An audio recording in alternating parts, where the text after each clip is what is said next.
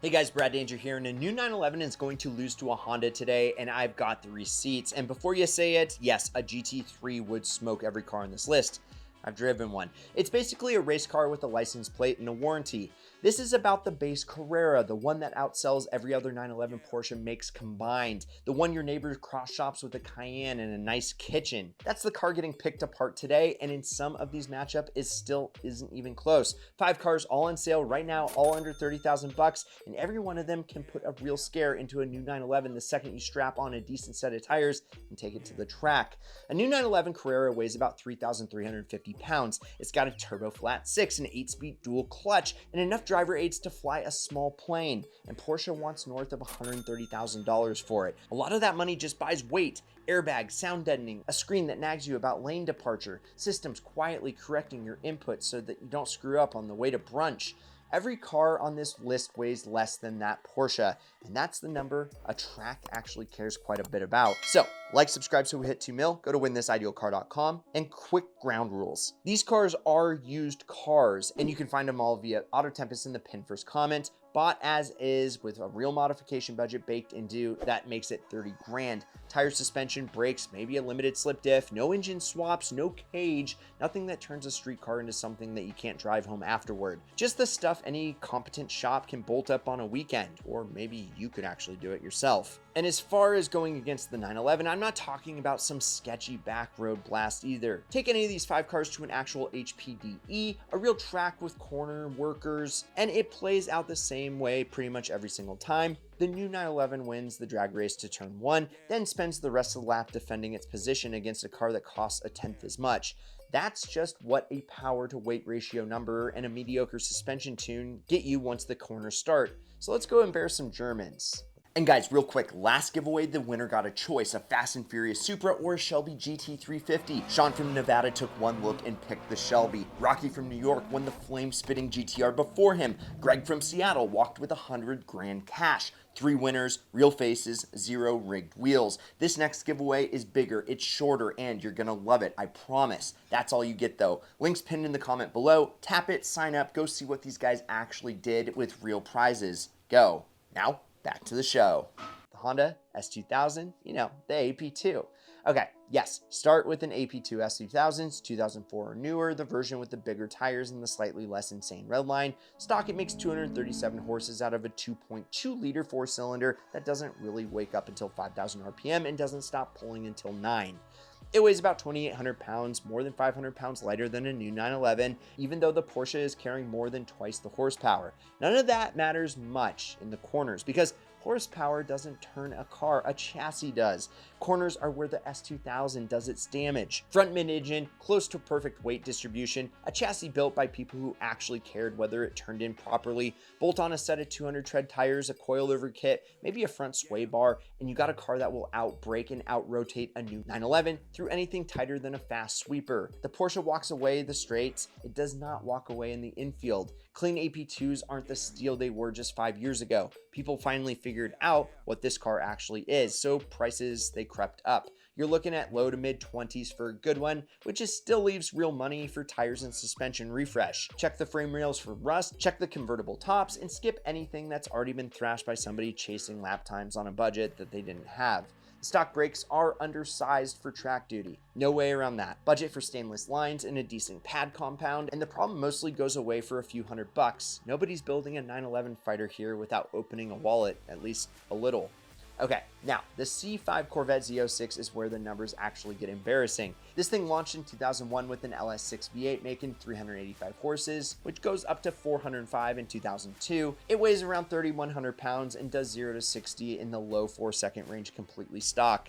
That's a car pushing 30 years old, keeping pace with a brand new German sports car straight off the truck for a fraction of the price. I like this. People dismiss the C5Z because it's got the early 2000s GM interior that looks like it was designed during a budget meeting, and because the internet decided C5 guys all have mustaches and Marlboro habits, which is fine. Let them think that while you drop the hammer on the straight and then outbrake them in the next corner, because this thing has a stiffer chassis than it has any right to, and it responds well to modern tire, better than anyone expected when it launched. Find a clean, accident-free Z06 for somewhere between 20 and 25,000 bucks, and put what's left in a good set of summer tires and fresh bushings, because factory rubber bushings on a car that's this old are basically suggestions at this point. Do that and you have something that will humiliate a new 911 in a straight line and make it sweat everywhere else on the track. Watch the history on these closely. A lot of C5 Z06 spent their 20s getting drag raced by teenagers with the front-sided slicks and a YouTube channel of their own, so a clean title means nothing without a real inspection.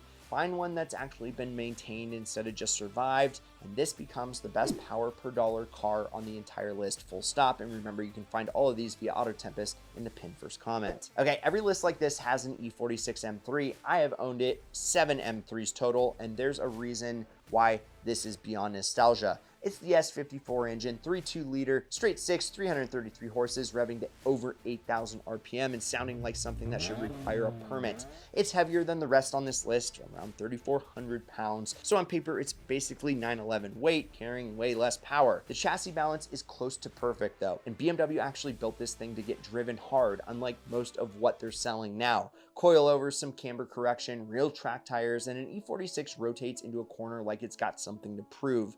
The brakes will haul it down fine too once you upgrade pads, the fluid, because factory setup cooks itself after 2 hot laps and starts smelling like regret. Condition is where this one gets risky. These have been driven hard, tracked hard, and occasionally wrecked and put back together badly for 2 decades straight. Rod bearings are a known issue on the S54. Subframe cracking is a known issue. Vanos units totally die. Get a pre-purchase inspection, don't skip it, and budget between $20,000 and $28,000 for a genuinely clean one. Skip any listings where the seller calls it a track car. That's a code for something. The competition package, the ZCP 0506, I had an 06 and it was awesome. They still command kind of a premium if you can find one, but it's kind of worth chasing. Wider wheels, a quicker steering ratio, better factory brakes, all the stuff that makes this exact matchup a lot closer than Porsche would like. Okay, the 05 and 06 Nissan 350Z Track Edition is the one everybody sleeps on. It came out of the factory with Brembo brakes, a Torsen limited slip diff, stiffer springs, and a rear spoiler that actually does something instead of just looks angry. It makes around 300 horsepower thanks to that VQ35 V6 and weighs around 3,200 pounds. This is the least exciting car on the list, although I still kind of like it, and that's exactly why it works so well on the track. Nissan already did the homework for you. The brakes are legitimately good stock. The limited slip means you're not spinning one tire out on every corner like an idiot, and the chassis rewards a driver who commits instead of tiptoes. And coilovers and a sticky tire, and it's going to hang with the 911 through anything technical, easily enough to make the owner in the mirror wonder why they spent 6 figures. Prices on track editions are still reasonable, mostly because people forget that they even exist. Solid ones go from 15 to 20 grand, leaving real budget for suspension and rubber. Check the rear subframe bushings and make sure it wasn't a drift car in a previous life, because a lot of these got sacrificed to the scene around 2010 and never fully recovered. This is also the cheapest one on this list by a wide margin, which means it's the one with the most room left in the budget for good coilovers and a real alignment instead of whatever the last owner eyeballed in the driveway. Spend that savings wisely and the gap to a new 911 gets uncomfortably small for a car almost people forgot that existed. Now, this one is also a Porsche, and it's going to embarrass a new 911, which is the funniest part of this whole list. The 987.2 Cayman S, built in 09 to 12, direct injection flat 6, making 230 horsepower. It weighs around 3,000 pounds. It's mid-engine, and Porsche famously detuned it back in the day specifically so it wouldn't outshine the 911. That didn't fully work. The chassis balance was good enough on its own to make that a losing battle. I made a full buying guide on this exact car, so go watch it after this car. But essentially the TLDR version is that Porsche's own engineers had to hold this chassis back on purpose, refresh the suspension, put better tires on it, and you've got a car that will outcorner a brand new 911 while wearing the same badge on the hood, which has to be the single most embarrassing way to lose. Clean manual Cayman S run between 25 and 32,000 bucks right now. Prices crept up once people caught on from the last video, so get a proper pre-purchase inspection. And if you get that done, and for less than a quarter of what the new 911 costs, you're driving something the factory had to intentionally cripple. Manual gearbox only. I don't care how good the automatic is. A detuned mid-engine Porsche with a stick is the entire point of this exercise. And buying the automatic defeats the reason that you're doing any of this in the first place. So that is the Idealist. Nothing on it is exotic, nothing on it needs a race engineer to maintain, and every single one of them proves the same point. A good chassis and a sticky tire will beat weight in a computer once the road gets technical. None of this makes a new 911 a bad car. It's fast, it's comfortable, it'll do 150,000 miles without complaining, and you get to drive it to dinner without your spine filing a formal complaint afterward. A good chunk of what you're paying for is weight, comfort, and the computer's managing your input so you can't mess it up. And on the track, all three of those things works against you the second that you're lined up next to something that doesn't carry them. This isn't a Porsche hate video either. 2 Porsches are on this list. It's a modern car problem more than a Porsche problem. The same weight and computer arguments applies to half the sports cars being sold right now new. You know, whether it's German, Japanese, American, it really doesn't matter. Manufacturers are chasing crash ratings, infotainment screens, and a ride quality that doesn't scare off a buyer test drive in a parking lot. And every one of those priorities adds pounds a track doesn't care about. If you actually want to build one of these 5, tell me which one down in the comments and I'll do a full parts and budget breakdown on it. Real numbers, real shops, not some vague list. And if you just bought a brand new 911 and you're mad right now, well, good. Go find a track day and prove me wrong. Bring your instructor, bring your receipts. I'll be the one in the $25,000 Honda not letting you buy. I'm Brad Danger, and remember, like, subscribe so we hit 2 mil by the end of the year. Go to winthisIdealCar.com to get entered to win your dream car plus cash. Check out some of these ideal vids and promise me one thing: keep living the ideal lifestyle.